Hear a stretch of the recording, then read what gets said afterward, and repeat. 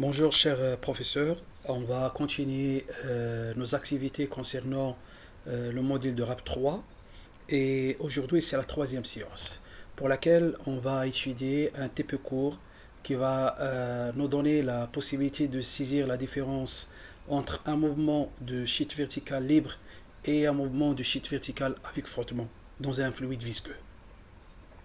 Bien, pour ce faire, on a programmé deux activités. Donc, la première activité va traiter le mouvement d'Imbe dans l'air et on va considérer ce qu'il possède donc une forme aérodynamique et une densité beaucoup plus grande qui va nous permettre à considérer ce que mouvement c'est un mouvement de sheet vertical libre. Et puis dans une deuxième activité, on va traiter le mouvement d'une autre bille dans le glycérol comme étant un liquide qui est visqueux. Alors, bien évidemment, on va traiter ce TP court moyennement des logiciels Avimica. Et vous savez bien que le déploiement, on va le faire moyennement d'un autre logiciel, c'est Origin. Alors, on va commencer. Donc, je vais ouvrir le logiciel Avimica. Et puis, je vais ouvrir par la suite la vidéo de la bille qui effectue un mouvement de sheet vertical libre. C'est la vidéo B1R. Très bien. Donc, regardez avec moi, il existe 13 images. D'accord, on va jouer la vidéo. Très bien. Donc, c'est une bille qui fait un mouvement de sheet vertical libre. Alors, on va commencer, vous savez bien, par la première partie, c'est l'étalonnage. Et dans un premier temps, donc on va choisir un repère. Et vous savez bien que le mouvement, c'est un mouvement de sheet vertical vers le bas. Donc il va falloir choisir un repère dans l'axe OY ou alors l'axe OZ et diriger vers le bas. Par exemple, je prends ce repère. Et bien évidemment, l'origine de ce repère coïncide avec la position initiale. Voilà, à peu près, de la pie. Je rejoins la première image.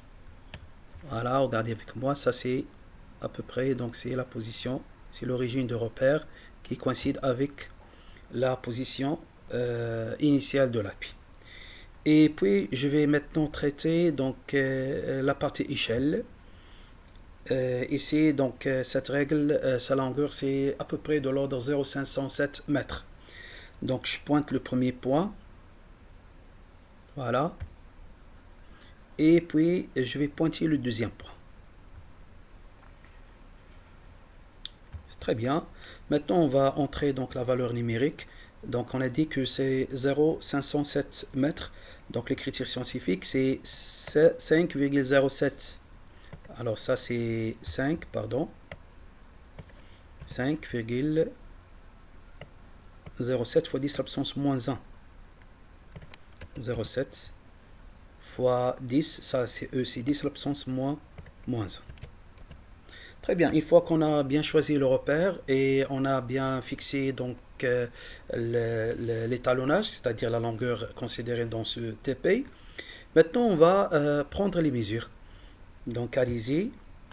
Donc je vais rejoindre donc la première position et en même temps regardez avec moi le tableau pour laquelle on va stocker les mesures. Voilà, deuxième, troisième. Je suis donc la position de la bille. Voilà, regardez avec moi. Vous voyez avec moi que la trajectoire est presque une droite verticale. C'est très bien, j'avance. Voilà, regardez avec moi le tableau. À chaque fois que je pointe, donc on aura donc les deux positions X et Y. Voilà. Et bien évidemment, on a donc la première colonne, c'est la colonne du temps. Voilà, donc le tableau, je crois qu'il est maintenant il est rempli. Regardez avec moi la souris ici. Maintenant, je vais lancer le tableur. Fichier, tableur. Je choisis d'abord le tableur. C'est comme d'habitude, c'est Excel. Et puis je vais lancer lancer le tableur. C'est bon.